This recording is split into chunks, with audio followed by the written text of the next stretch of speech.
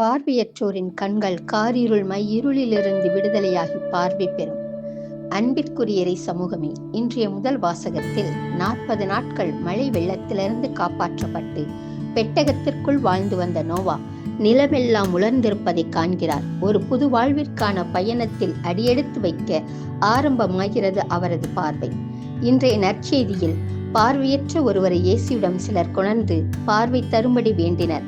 இவர்களது பார்வை பிறர்பால் உண்மையான அக்கறையும் கனிவும் கொண்ட பார்வையாயிருந்தது.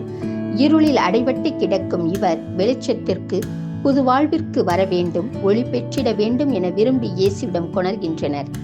இயேசு உடனே அவர்களது நம்பிக்கையை பார்த்தவுடன் நலமளிக்கவில்லை. ஒரு சொல்லால் நலமாக்கியவர் இன்று செயலில் இறங்குகிறார். சில சமயங்களில் வார்த்தைகள் மட்டும் தீர்வாக அமைவதில்லை. முன்னெடுத்து செய்யும் செயல்களும் சில வினாக்களுக்கு விடையாக அமைந்திடும்.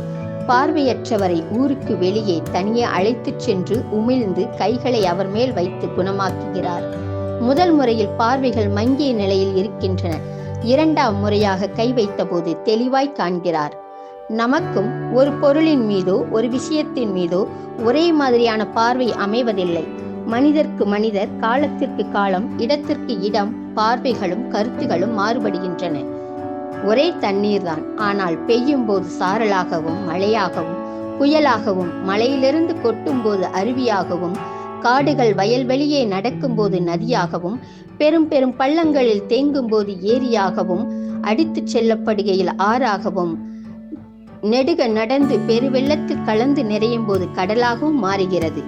எதையுமே பார்க்கிற கண்ணோட்டத்தோடு பார்க்கப்பட்டால் அதன் உண்மைத்தன்மை வெளிப்படும். நாம் அணுகக்கூடிய எவற்றையும் நமது கோணத்திலிருந்து மட்டும் அணுகாமல் நமக்கு எதிரே இருப்பவரின் கோணத்திலிருந்து உற்று நோக்குகையில் புதிய கண்ணோட்டம் மீட்டுருவாக்கப்படும்.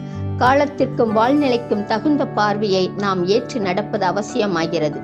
பார்வைகள் பலவிதம் தான், ஏற்றுக்கொள்வோம். அவற்றுள் எது ஆழ்ந்திருக்கும் உண்மை ஆன்மாவை காண்கிறதோ அதுவே சிறந்த பார்வை.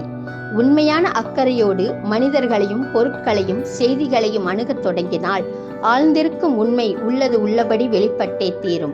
சமூகமும் மனிதரும் பயனுறும் வண்ணம் இயேசுவை போல் நமது சிந்தனைகளை செலுத்துதல் வேண்டும். நீதிமொழிகள் 4:25 குறிப்பிட்டுள்ளபடி உன் கண்கள் நேரே பார்க்கட்டும். பார்வையற்றோரின் கண்களை காரிருளிலிருந்தும் மையிருளிலிருந்தும் விடுதலையாக்கிய உன்னதர் இயேசுவின் தந்தை நமது அகக்கண்களுக்கு ஒளி தருவாராக.